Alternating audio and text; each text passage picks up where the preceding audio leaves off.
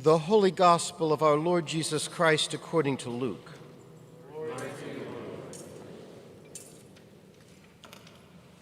At that time, Jesus took with him Peter and John and James and went up the mountain to pray. And while he was praying, the appearance of his face changed, and his clothes became dazzling white. Suddenly they saw two men, Moses and Elijah, talking to him. They appeared in glory and were speaking of his departure, which he was about to accomplish at Jerusalem. Now Peter and his companions were weighed down with sleep. But since they had stayed awake, they saw his glory and the two men who stood with him. Just as they were leaving, Peter said to Jesus, "Master, it is good for us to be here. Let us make 3 dwellings, one for you, one for Moses, and one for Elijah," not knowing what he said. While he was saying this, a cloud came and overshadowed them, and they were terrified as they entered the cloud. Then from the cloud came a voice that said, "This is my Son, my chosen. Listen to him." When the voice had spoken, Jesus was found alone. And they kept silent in those days and told no one any of the things they had seen. The Gospel of the Lord. Praise to you, Lord Christ.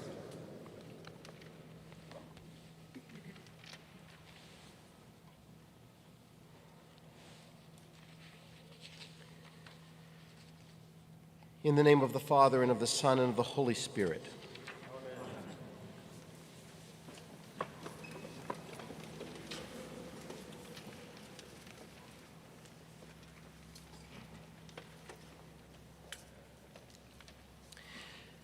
On Wednesday, when the invasion of Ukraine was just beginning, I saw a TV reporter standing along some random road in some random town in Ukraine. And coming down the road behind the reporter, just down an ordinary road, were the same vehicles that had come down that road the day before. There was a passenger car or 3, and a bus and a delivery truck and a motorcycle. But now there were tanks sprinkled in between. It just seemed so normal. Just the ordinary flow of traffic with a tank thrown in here and there. There was also footage of an airport exploding, but that didn't hit me with nearly as much force as those tanks, smoothly and silently slipping into normal life, like cancer. I tried to imagine tanks on Amsterdam Avenue. I pictured them between the buses and the Ubers and the SUVs full of ordinary people, just people like us, as their ordinary lives were being taken from them. I imagined life out on Amsterdam Avenue going on as usual, even as it was being destroyed.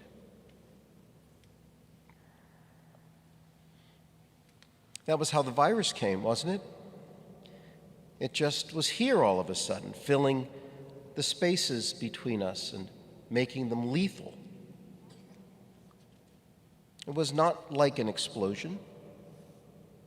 There was no drama. There was nothing to see.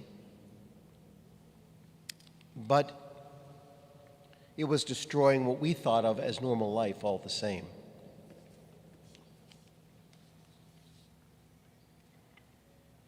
The reporter, that TV reporter, on Wednesday interviewed a woman with those tanks going down the road as the background.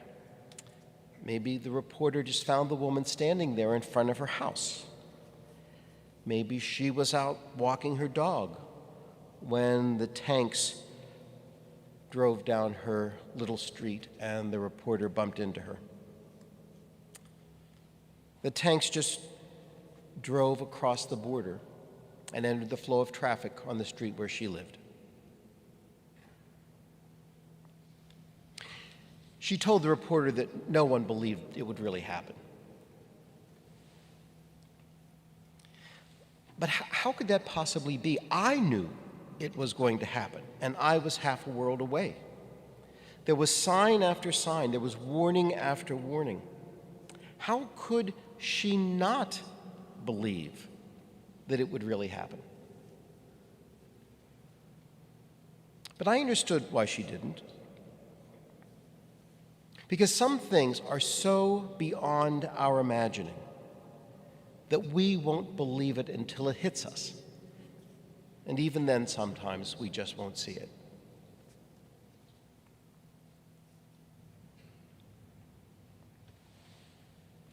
The story of Jesus' transfiguration that we heard today draws to a close the season after the Epiphany. But the season is not really after the Epiphany, despite the fact that we call it that. The entire season that we conclude today is about an ongoing Epiphany.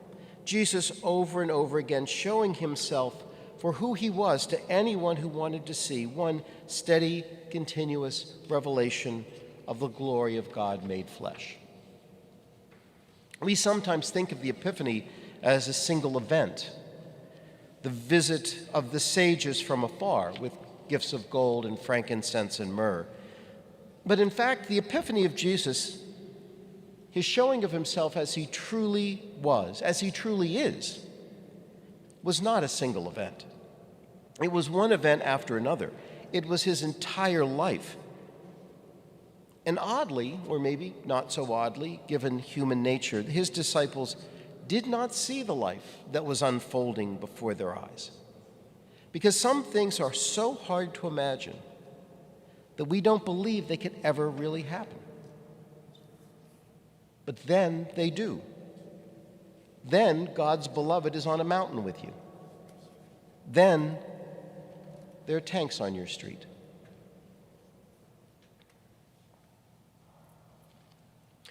We know all the signs our ancestors recorded for us about the epiphany of God in the life of Jesus.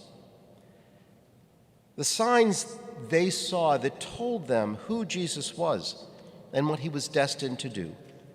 These past weeks of Epiphany have been full of the records that our ancestors left us.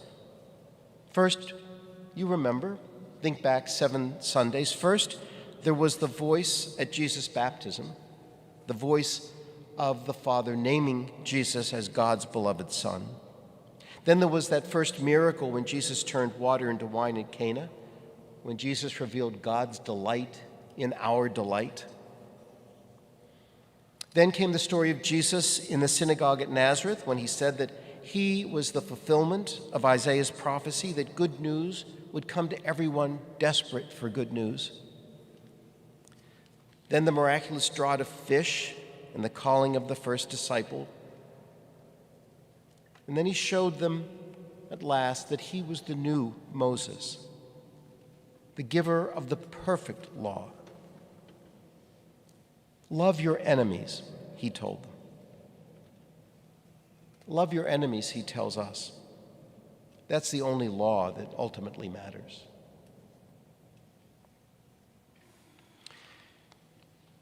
But with all of that, they could not see who he was and what he was doing. It was right there, and they could not see it. But then came this event we heard about today, this event we call the Transfiguration. Here was an epiphany they could not ignore. The text says, the gospel text we just heard says that Peter and the others were weighed down with sleep. The truth is, they'd been asleep all along. So Jesus' Father woke them up and gave them a reprise of what they had slept through. "This is my son, my chosen," the voice said. And that was the same voice and the same words from his baptism. Maybe they could hear it the second time, and this time they did wake up and they did hear. But that's not all they heard on the holy mountain. Finally, they heard something else that they had slept through the first time. So this story of the Transfiguration, it comes in the 9th chapter of the Gospel according to Luke, beginning at the 28th verse. The 9th chapter, beginning at the 28th verse. Just before this, beginning at the 21st verse, just 7 verses before they went up the mountain, Jesus gave his disciples a bit of bad news that they seem not to have heard. And here's what he said to them. "The Son of Man must undergo great suffering and be rejected by the elders and the chief priests and the scribes and be killed, and on the third day be raised." But they didn't hear, or they couldn't hear, or they didn't want to hear, or like that woman in Ukraine, they simply did not believe that it was possible. So now, Jesus' Father gives them a reprise of what Jesus had already told them. Suddenly, the gospel passage we heard today says, suddenly they saw two men, Moses and Elijah, talking to him. They appeared in glory and were speaking of his departure, which he was about to accomplish in Jerusalem.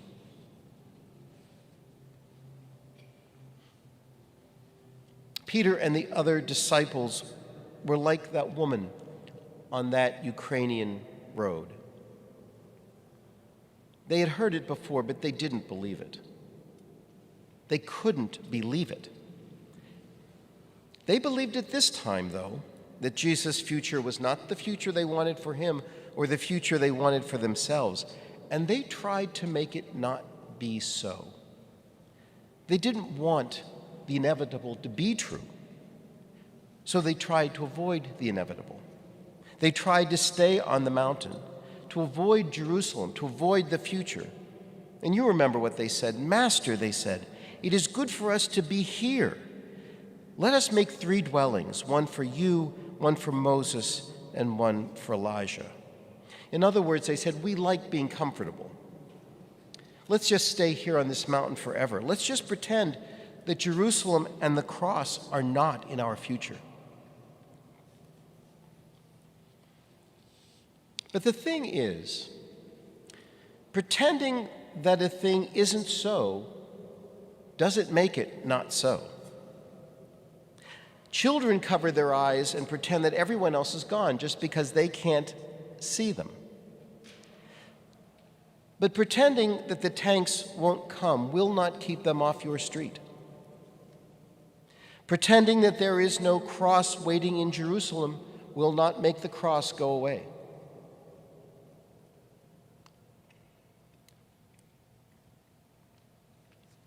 On Wednesday, I watched tanks rolling down the streets of a Ukrainian town.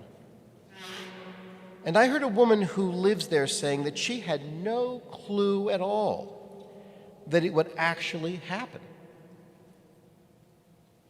And I thought of Amsterdam Avenue. And I thought, it can happen anywhere. Don't kid yourself.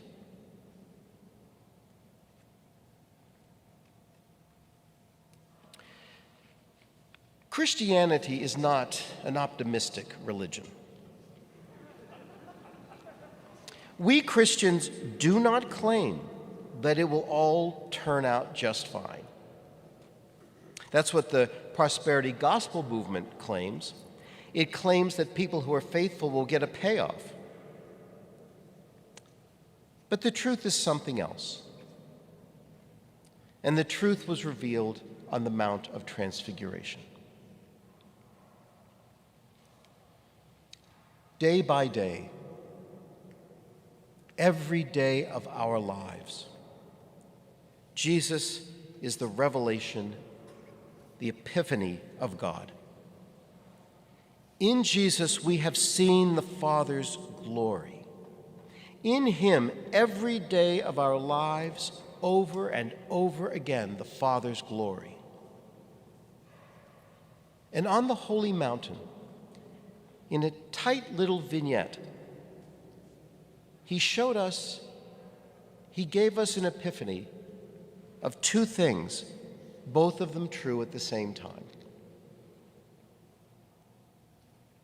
God's glory is with us always, even if we don't let ourselves notice it or we can't notice it. God's glory is with us. And that's the first thing. And here's the second. The forces of evil will always try to kill God's glory. Always. Even if we pretend it could never happen, it can, and it will. It can happen, this striving against God. It happened to Jesus. It is happening in Ukraine, and it could happen on Amsterdam Avenue. Can anyone really think that what is happening in Ukraine is a fluke? It isn't. And the very worst thing we could ever do would be to assume that those tanks rolling down the street in Ukraine could never roll down Amsterdam Avenue. That is the very worst thing we could ever do. And the very best thing we members of Christ's body could ever do would be to proclaim what the first members of Jesus' risen body proclaimed, that all the evil in the world is no match for the love of God made manifest in Jesus the Christ. Evil will roar and rage. Evil will seek to destroy the freedom of the children of God, but evil will never win. What is happening in Ukraine should not surprise us. People are people. The people of Jesus' time and the people of Russia and Ukraine, and we people are all really the same. On the holy mountain, Jesus' Father revealed to the disciples that the divine glory was dwelling among them. But Jesus' Father revealed too that sin is always close, that even in the holy city Jerusalem, there was a cross waiting. We cannot stay on the mountain. We have to go back into the fray. But we carry with us and proclaim that God's glory is stronger than the violence and vengeance of the human heart.